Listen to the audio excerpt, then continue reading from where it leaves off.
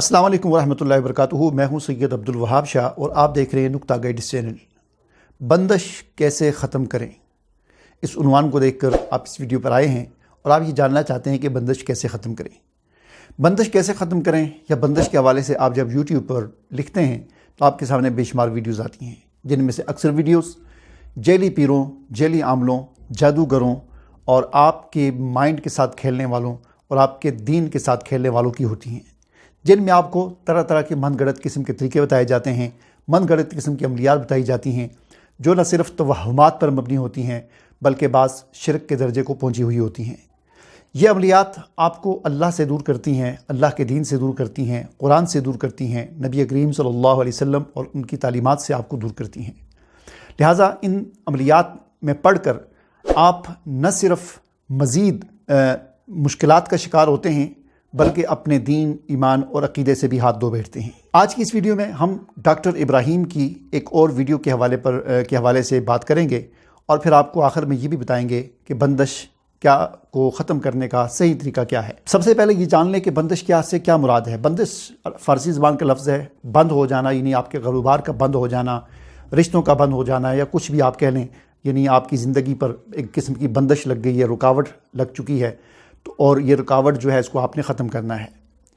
Doctor Ibrahim के हवाले से पहले वीडियोज़ में मैंने ये अर्ज़ किया था कि ये बहुत शातिर इंसान है, बहुत तेज़ तराज इंसान है और इस अपने वीडियोज़ के अंदर आम पब्लिक पर, आवाम पर चंद अंग्रेज़ी के अल्फाज बोल कर, चंद साइंसी इस्तिलाहात का इस्तेमाल करके और बड़ी रवानी के साथ हिंदी बोल कर ये जो है वो आपके माइंड सेट के साथ खेलता है और अपना एक किस्म का आप पर रौब और दाग बिठा देता है, जिससे आप बड़े मुतासर होते हैं कि बड़ा पढ़ा लिखा इंसान है, कैसे यानी इस्तिलाहात का इस्तेमाल करता है, साइंस को इस्तेमाल बीच में लाता है।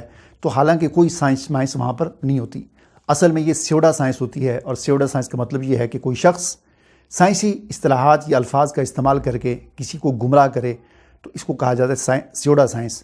तो ये डॉक्टर इब्राहीम का यही काम है। अच्छा, इनकी डॉक्टर इब्राहीम की एक वीडियो है जिसका उन्वान है बंदिश कैसे ख़त्म करें। अब इस वीडियो में उसने बंदिश को ख़त्म करने का एक तरीका बताया है। उसने कहा कि आप दुकान पे जाएं, 3 ताले वहाँ से लें और ये ताले आपने खोल के चेक नहीं करने, दुकान वाले को भी नहीं खोलने देने, ख़ुद भी नहीं खोलने। घर में लाएं और एक ताले को अपने सराने के नीचे रख कर सो जाएँ, पढ़ना वढ़ना कुछ नहीं है, सो जाएँ।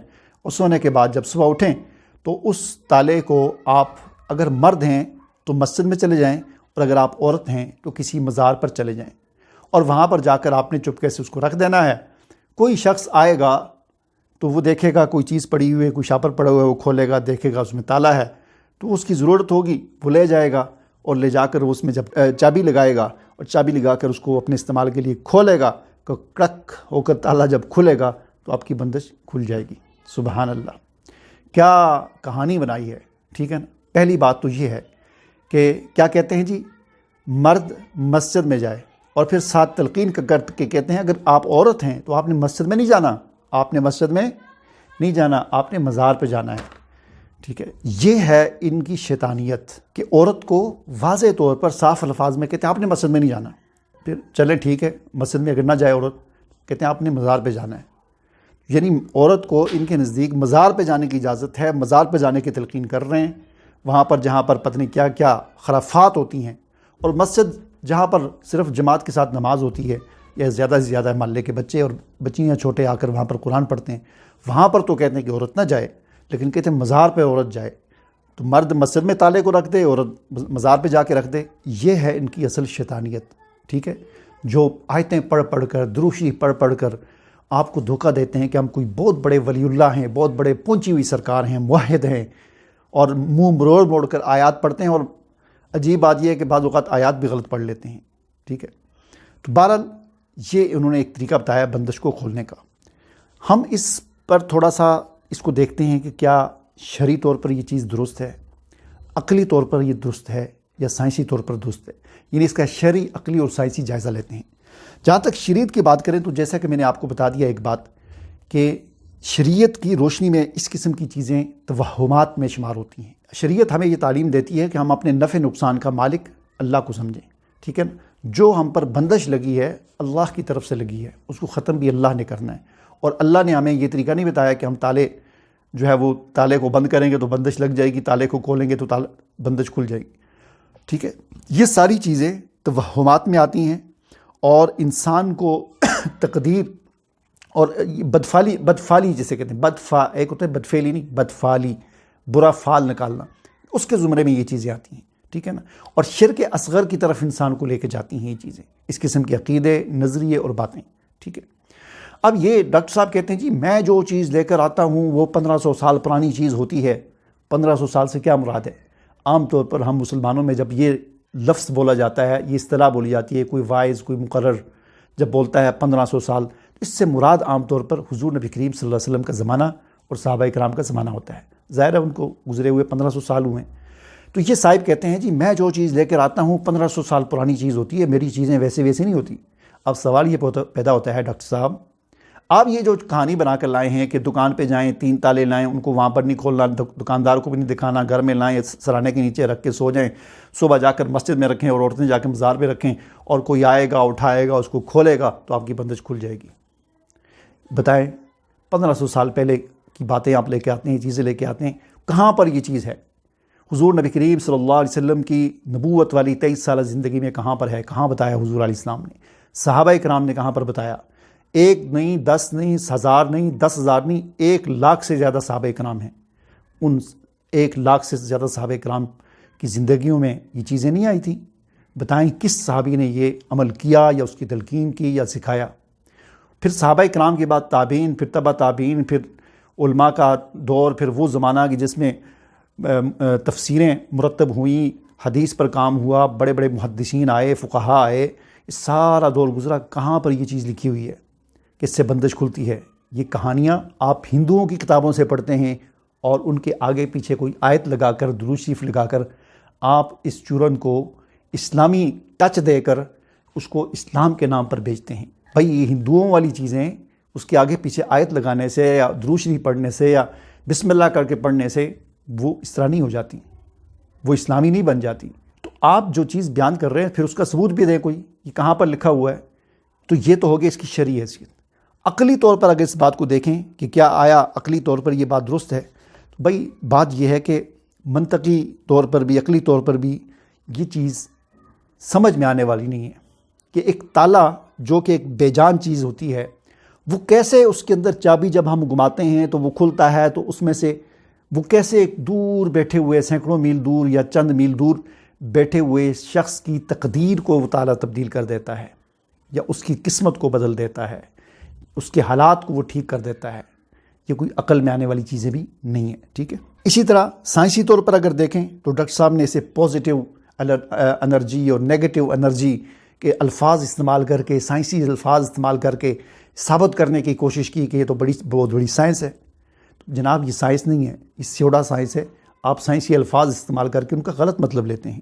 سائنس میں ایسی کوئی انرجی نہیں ہے کہ جو تالے سے نکل کر کسی کی قسمت پر جا کر اثر انداز ہو، جو تالے کے کھلنے اور بند ہونے سے اس میں سے کوئی ایسی لہریں نکلتی ہوں، سائنسی طور پر ثابت ہوں کہ جو جا کر کسی کی قسمت کو بدلتی ہوں. تو ایسی سائنس وائنس ان چیزوں کو مانتی ہی نہیں ہے. ٹھیک ہے نا. تو بار بار آپ اپنی ہر ویڈیو میں کمپیوٹر سائنس اور میڈیکل سائنس اور دیگر جو جتنی بھی سائنس ہیں ان کے الفاظ اصطلاحات استعمال کر کے آپ لوگوں پر دھاگ بٹانے کی کوشش کرتے ہیں. اس طرح نہیں ہوتا. حضور نبی کریم صلی اللہ علیہ وسلم کی زندگی میں یہ بندش کا جو مفہوم ہے، اس کو اگر ہم دیکھیں کہ سارے راستے بند ہو جانا، حضور کی جو 10-13 سالہ جو مکی زندگی ہے، اس سے بڑی بندش کبھی ہم پر آئی ہے؟ ہم پر تو نہیں آئی. تو اتنی بڑی بندش جس کا شکار حضور علیہ السلام ہوئے، صحابہ کرام ہوئے مکہ کی 13 سالہ زندگی میں، اور پھر خاص طور پر وہ جو 3 سال جو شعب ابی طالب کی گھاٹی میں گزارے، ایسی بندش کہ کھانا بھی بند، ملنا بھی بند، سلام بھی بند، دکانداروں نے بھی بند کر دیا، کوئی چیز ان کو بیچنی نہیں ہے، ان سے خریدنی نہیں ہے. اور یہاں تک حالات پہنچ گئے کہ لوگ جو کھانا کھا کر ڈھیر پر پھینک دیتے تھے ہڈیاں، اور ان ہڈیوں کو آ کر پانی میں ابال کر وہ لوگ، اور پتوں کو ابال کر پیتے تھے. اس طرح کے حالات گزرے. اس سے بڑی کوئی بندش ہو سکتی ہے؟ اگر یہ بات تھی تو پھر حضور بتا دیتے کہ بھائی 3 تالے لاؤ اور ان کو چابی لگاؤ اور بندش کھولو. ہمیں اس طرح کی کوئی تعلیمات وہاں پر نہیں ملتی. صحابہ کرام کی زندگیوں میں ہمیں اس قسم کی کوئی تعلیمات نہیں ملتی. اصل نظریہ اور عقیدہ کیا ہے وہ قرآن نے بیان کیا ہے. ٹھیک ہے، وَلَنَبْلُوَنَّكُمْ بِشَيْءٍ مِّنَ الْخَوْفِ وَالْجُوعِ وَنَقْصٍ مِّنَ الْأَمْوَالِ وَالْأَنفُسِ وَالثَّمَرَاتِ وَبَشِّرِ الصَّابِرِينَ۔ اللہ تعالیٰ فرماتے ہیں کہ ہم تمہیں ضرور آزمائیں گے، تم پر خوف لائیں گے، تم پر بھوک لائیں گے، معاشی تنگی، معاشی نقصان، جانی نقصان، مالی نقصان، کاروباری نقصان، پھلوں کا نقصان، فصلوں کا نقصان، یعنی زندگی میں مختلف قسم کے نقصان تم پر آئیں گے۔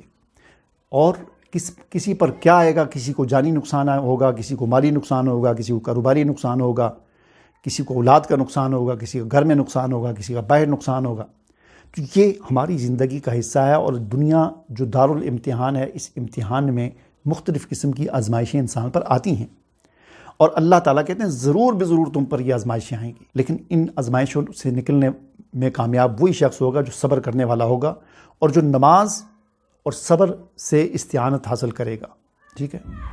اور اسی طرح قرآن میں جگہ جگہ فرمایا کہ تم اگر تقوی کی زندگی اختیار کرو گے تو اللہ تعالیٰ تمہارے بند راستے کھول دے گا، یجعل لکم مخرجا، اللہ تمہارے لیے مخرج، ایگزٹ تمہارے لیے بنا دے گا۔ اگر تم تقوی کی زندگی اختیار کرو گے، اللہ تعالیٰ تمہارے لیے برکتوں کے دہانے جو ہے آسمان و زمین سے کھول دے گا۔ اگر تم تقوی کی زندگی اختیار کرو گے، اللہ تعالیٰ تمہاری مشکلات کو آسان کر دے گا۔ یہ قرآن ہمیں بتاتا ہے، ٹھیک ہے۔ لیکن یہ ڈاکٹر صاحب، اور مجھے حیرت ہوتی ہے کہ آج کل کے ڈاکٹر کس کام پہ لگ گئے ہیں۔ ڈاکٹر افنان کو آپ دیکھیں، ڈاکٹر شرافت علی کو دیکھیں، ڈاکٹر اس ابراہیم کو دیکھیں، اور آج ہمارے ریڈار پر ایک نیا ڈاکٹر بھی آیا ہے، اس پر بھی انشاءاللہ جلد جو ہے اس کی ویڈیوز پہ بات کریں گے، ڈاکٹر حامد ملتان سے۔ تو یہ بھی آج ہمارے ریڈار کے گرفت میں آ گیا ہے، انشاءاللہ اس پر بھی بات کریں گے آگے ویڈیوز میں۔